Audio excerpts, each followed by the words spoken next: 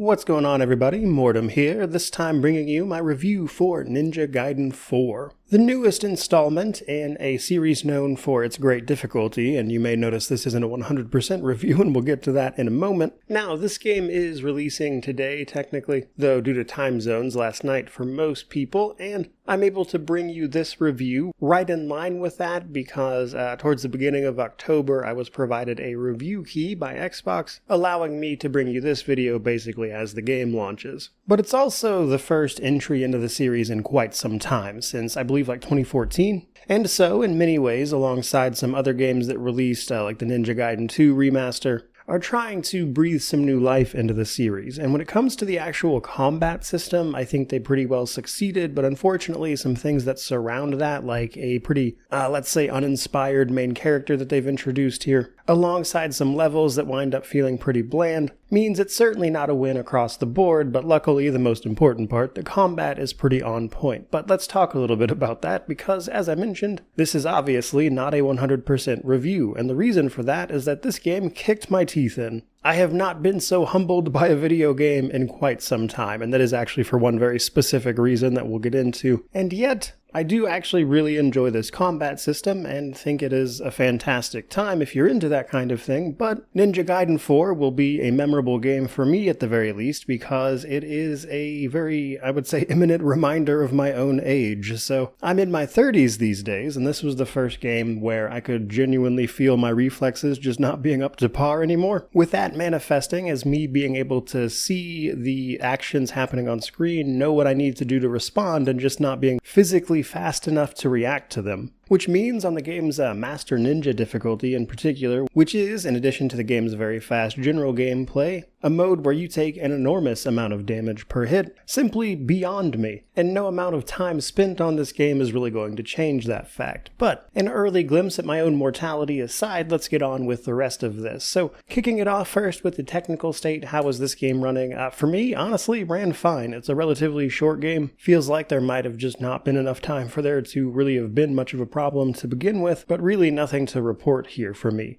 At least in terms of how the game's running. The only thing I really want to mention here, because it's easier to do it, is that the camera is a little wonky at times. You're going to be in a lot of battle arenas, and sometimes you can get pushed into a wall, as with most action games, and the camera is just not going to give you a good idea of what's happening around you. And that's about the only time deaths in this game feel bad, I would say. That is to say, the game's fault as opposed to something you messed up. Keeping it moving, though, let's talk difficulty and, chapter select after you beat the game the first time. So, your first run of the game, the main experience, is important, but it is, at the same time, a little bit limited in the sense that there's some narrative stuff you have to go through before the game opens up afterwards. Now, for starters, you basically have hero, normal, or hard mode. The game is not particularly descriptive with what these actually change, but having played around with all of them, including the unlocked Master Ninja difficulty, the damage you take is seemingly the main one. With, of course, hero or story mode being relatively minimal damage taken, normal being, I would say, a lot early on as you're getting to grips with the system, but especially once you get your upgrades isn't too much of a big deal, with hard and Master Ninja really punishing mistakes with heavy health loss. Now, after you beat the game for the first time, you unlock a lot of stuff, mainly Chapter Select and Trials. Chapter Select being, of course, the ability to go back and play through the game's 19 regular chapters, as well as the 20th one, which is like the tutorial, basically, and collect anything you may have missed, collectibles, missions that you can go redo, that is to say, little side things in individual chapters, forming kind of the bulk of the post-game. But there's also the Trials. Unlocking the Trials and completing all of those can lead you to unlocking the final weapon. And if that still isn't enough, you'll actually also unlock various modifiers that you can enable here as well, such as Death Wish, which makes the game that much more difficult. But the other big thing you'll unlock here after finishing for the first time is the Master Ninja difficulty. The ultimate challenge, I would say mostly intended for once you've got your upgrades and everything running, with even basic enemies being able to kill you in a couple of hits on that mode. Keeping it moving, however, let's next talk about the story setup and my thoughts on it. So probably worth a mention again that this game is a game primarily centered around its combat system, and while they've tried to do some stuff with the story here, honestly I don't think a lot of it works or is super interesting. Ninja Gaiden has typically followed the story of the main character Ryu Hayabusa. Here, while Ryu is in the game, and they've said that previously, he is a playable character, you can unlock the ability to play all the chapters as him once you finish the game, as an example. For the bulk of the story, you play as this new character, Yakumo, and Yakumo is a member of the Raven clan who is trying to assassinate what is left of the Dark Dragon, and it thinks it can do so by killing the Dragon Priestess Sayori, who tells a different tale when you meet up with her, saying that you actually need to unlock a bunch of seals first, resurrect the Dark Dragon, and then kill it to finally put it down permanently. The Dark Dragon was an entity previously defeated, only to have its soul, so to speak, sealed and its body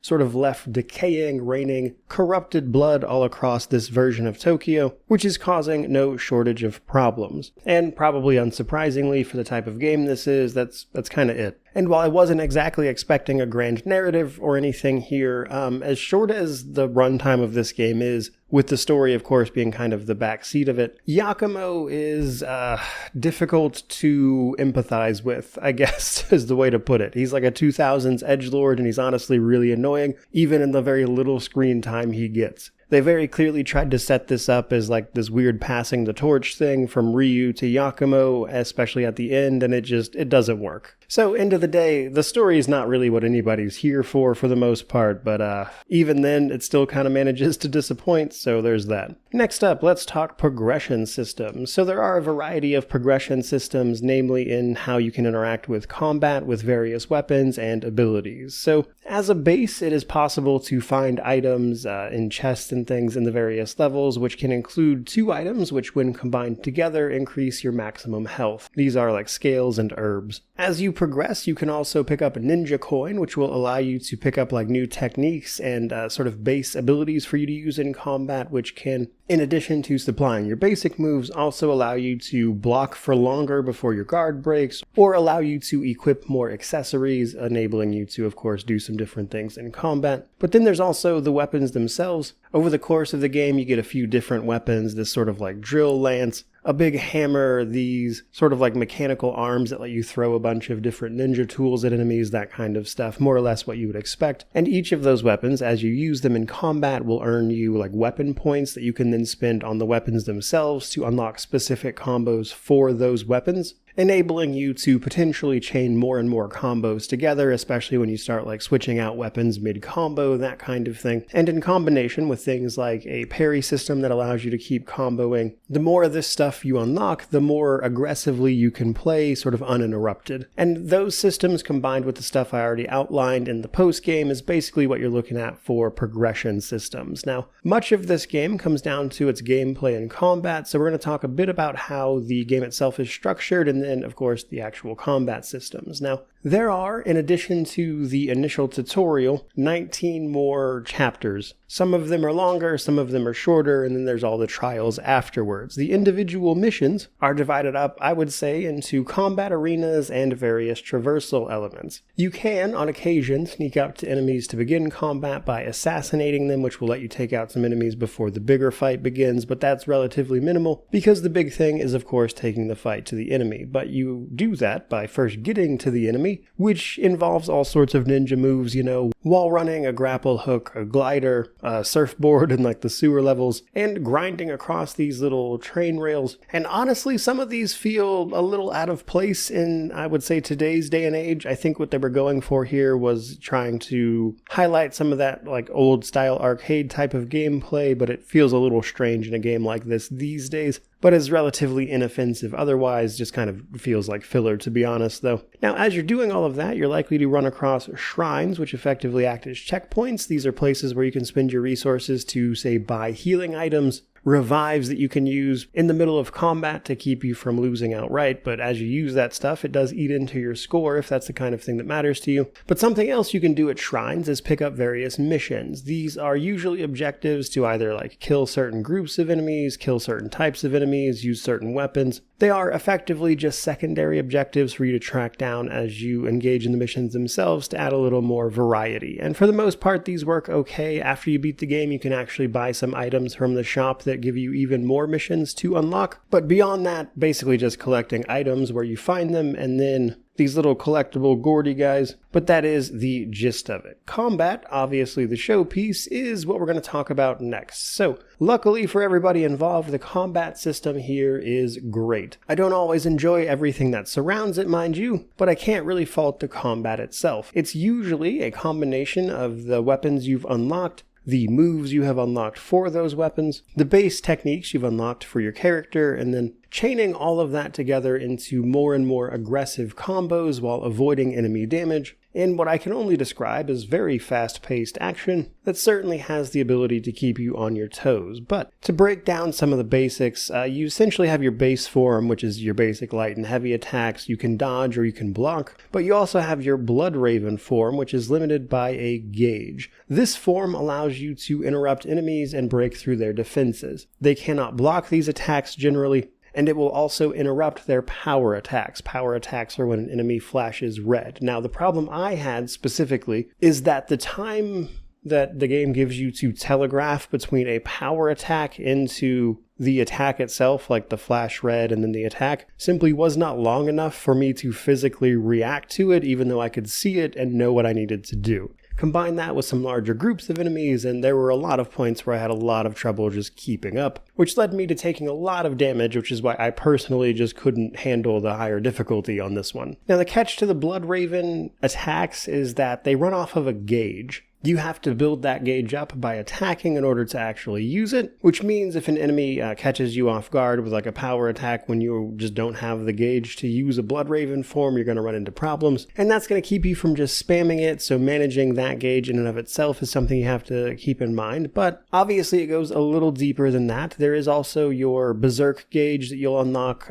This effectively allows you to perform what are called bloodbaths once you go into Berserk mode, basically just time in combat, and then of course individual combat actions will fill up that gauge, and then when you activate it you can unlock a bunch of one-hit kills that are appropriately spectacular. You don't necessarily have to wait until you have that gauge filled up to do that though, because as you dismember basic enemies and then later on the larger enemies as well, it's possible to hit them with an instant kill once you've done that, known as an obliterate, which is an appropriately gory attack that instantly kills that enemy, which is a great way to instantly dispatch some hangers-on, because once you've dismembered an enemy, they'll usually start doing wild, more aggressive attacks that can grapple onto you, things like that. Now, without getting into like the nitty-gritty details of like individual combos and how to string those together, that's kind of the bulk of the basics of how the system works, and then it has just a gigantic skill ceiling, both in terms of what enemies are throwing at you in large groups versus your ability to actually handle all of those things happening at once. And this isn't the kind of game where enemies will hang out off screen and just wait for you, but rather they attack you actively, which means you have to manage not only what's in front of you, but everything happening in the battlefield around you, which sometimes incorporates some of those traversal elements I talked about a little bit ago, leading to a system that just has a really high skill ceiling. And this is actually a game that I am weirdly enough excited to watch people who are really talented with it play in YouTube videos later on, because while it's a bit beyond me, I'm excited to see what people can do with this thing. Now, coincidentally, I will say the boss fights for the game wound up being a lot easier than like the individual combat encounters, mostly because the bosses are more often than not just the one character. They will occasionally summon in like minions to help, but the numbers are actually a bit lower than they are in the regular fights, which meant it was easier for me to manage on the boss fights than it was individual missions, which I thought was kind of funny. But overall, this combat system is very fast-paced, but it's also incredibly responsive. It feels fair, which I think is a big thing, because despite just, again, not really having the reflexes to keep pace with a game that is moving as quickly as some of these enemies are, I still knew what it was I should have done or the reactions I should have taken, that kind of thing. And it's precisely because of that that I respect the difficulty that this game brings. Like I said, it's been a long time since I've been that humbled by a video game, and fair play to it. But that does bring us to our Steam Deck section. So officially speaking, Ninja Gaiden 4 is verified over on Steam Deck, and that is, in my experience, pretty accurate. The game has a dedicated Steam Deck mode, which handles, basically everything, as you would probably expect, and while it looks like they targeted 30 FPS for that, it is otherwise a pretty good experience on that platform. The only thing I would caution you about is that if you go to mess with like the settings and whatnot in order to try to get like a higher FPS or something because you're aiming for that, you may run into like random little freezes and stuff, but otherwise a surprisingly good experience on that platform, which brings us to the positives and negatives, and then we'll wrap this thing up. So on the positive side of things, mainly the combat system. The combat is great. Again, I really enjoyed this system. It's got an incredibly high skill ceiling. It's the main focus of the game, so I'm glad it's good. And I would say they nailed like the main thing this game was going for, of course, but that does come with some negatives. And unfortunately, the main character, Yakumo, who, I mean, at least after the main story, you don't have to play as if you don't want to, but less about his combat prowess and more about that he's just kind of insufferable in every cutscene he's in. He is, as mentioned, very like 2000s edgelord. And while he doesn't have a lot of screen time, given how short the story is here, he still somehow manages to be the worst part of it. Another thing I didn't like is that there's a fair bit of level reuse. Across those 19 chapters, like several of those are repeats where you're going through the same place again. And that on top of the occasional wonky camera that can be said for basically every action game at this point. There are certainly some things that surround the great combat system that I don't love, but that does bring me to my conclusion for this one. Whether or not you want to buy Ninja Gaiden 4, I would say basically comes down to how appealing is this combat system to you. If you like it, great, it's awesome, probably worth the money, and I think you'll have a great time running through that, engaging in like the trial modes, the higher difficulties, challenging yourself, that kind of thing. However, if that combat system does not appeal to you, or these fast-paced action games aren't your thing, I really don't think this game has much to offer otherwise. The story is kind of whatever, the main character is not great, and there really isn't much else to do. And for a game that is priced at $70 for a base, I don't think that's going to go over well for a fair chunk of people, but in spite of that, if the combat looks appealing to you, I think it's worth it. But if that doesn't seem like something you'd like, then it's definitely not a game for you, which is, I think, where I'm going to wrap up this particular video. Certainly hope you enjoyed it. If you did, by all means, like, comment, subscribe. Let me know how you feel about this one down in the comment section below. But regardless of any of that, truly, just thank you so much for watching. I really do appreciate it. May you wander in wisdom and have an amazing day.